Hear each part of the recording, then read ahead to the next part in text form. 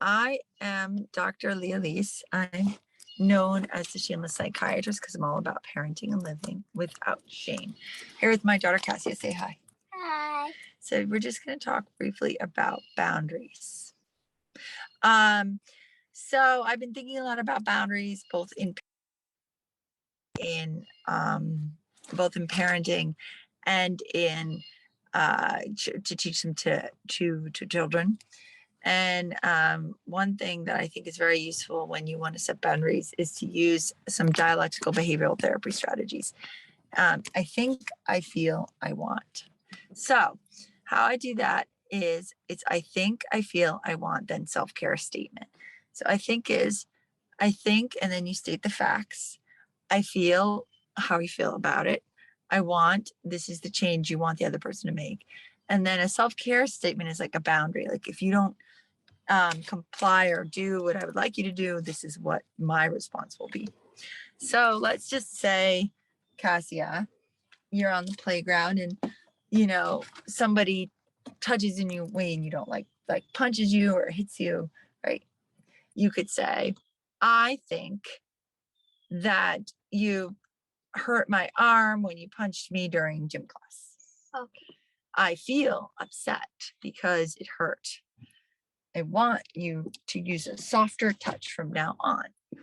And then the self-care segment or the boundary is, if you don't touch me in a way that I like, I'm going to tell the teacher, or I'm not going to be your friend, something like that. I think, I feel, I want self-care statement. What do you think about that?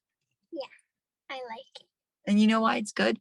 Because if you use I think, I feel, I want, instead of saying you need to do this, you need to do that, I'm angry, or I don't like it, or it, you need to stop behaving like that.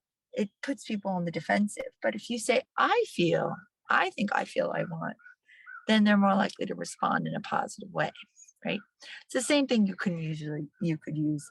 So can you give me an example where you might be able to use something like that? If someone pushes me because they want to get online first for something, Exactly. I might say I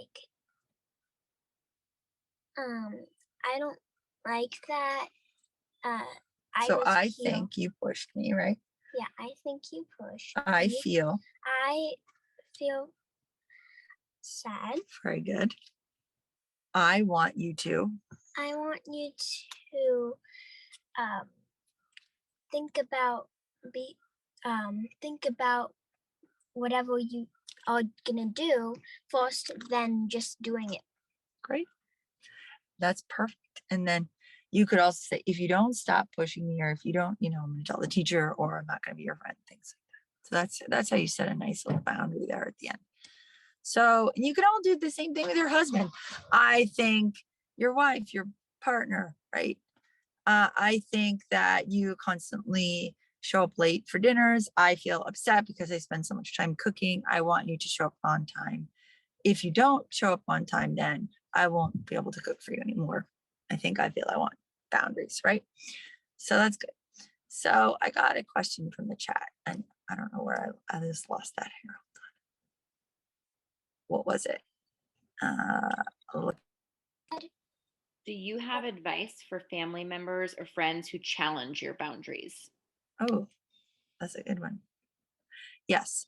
Don't get angry, because nobody likes to be manipulated or controlled with anger. Instead, just state the consequence, right? So I think, I feel, I want. Self-care statement is, if you keep showing up late, or if you keep, taking money, not returning it, or, this is the consequence. This consequence is I can't lend you any more money anymore, or I won't cook dinner for a week. You just lay out the consequence, but don't get angry or upset about it, because you have two choices. You can either lay out a consequence, or you can expect the behavior not to change, right?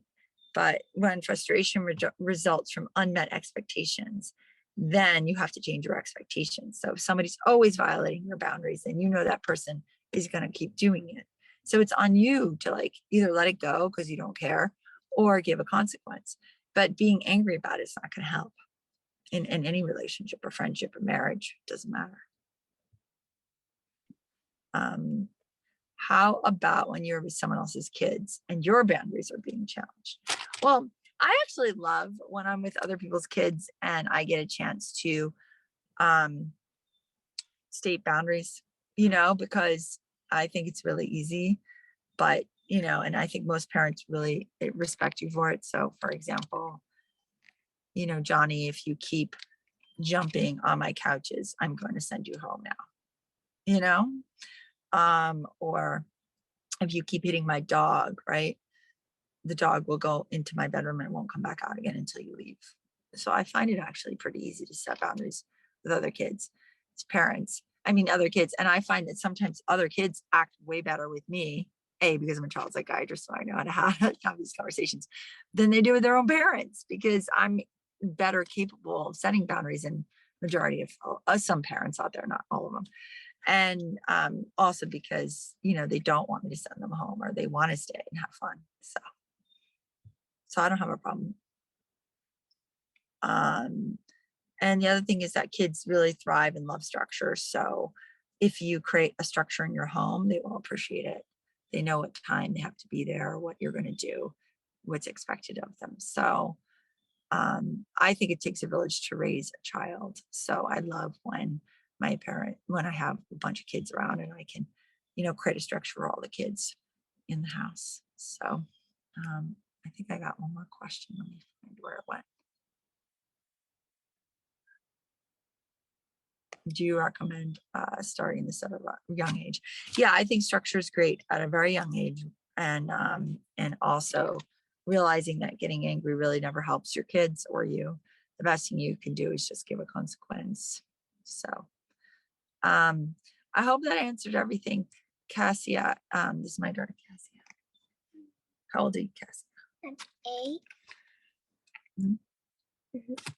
And I'm having the best time being a mom. So it's a tough job, but to all the moms out there, and dads, I'm really impressed with all the hard work we all are doing with our children. And I love being a parent. Do you love being a daughter? Yeah, especially to the best mom in the world. So tune in next Monday for more questions answered. And type any questions you have into the chat on Mighty Networks, and I will answer it.